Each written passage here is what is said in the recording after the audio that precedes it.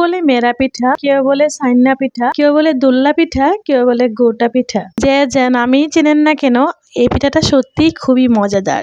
আসসালামু আলাইকুম এভরিওয়ান, সবাইকে ওয়েলকাম করছি শীতের এই মেরা পিঠা খেতে খেতে। এই পিঠা কোন অঞ্চলে বেশি বিখ্যাত সেটি জানাতে বলবেন না।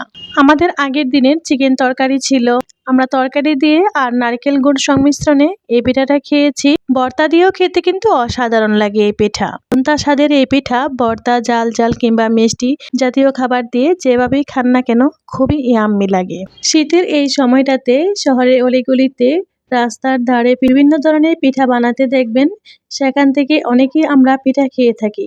গতকাল সন্ধ্যার পর একটু হাঁটতে বের হয়েছিলাম। বের হওয়ার সময় ছোট মামুনি বলে দিয়েছিল মামুনি বাবা পিঠা খাবে, বাবা পিঠা নিয়ে আসতে। 6 পিস পিঠা নিয়ে এসেছিলাম বাসায়। সেই পিঠা আমরা আর খেতে পারলাম না। কেন খেতে পারলাম না সেটি নিশ্চয়ই আপনাদের সাথে শেয়ার করব নেক্সট ভিডিওতে। তাই সকালবেলা এই পিঠা তৈরি করে দিলাম মামুনিদের।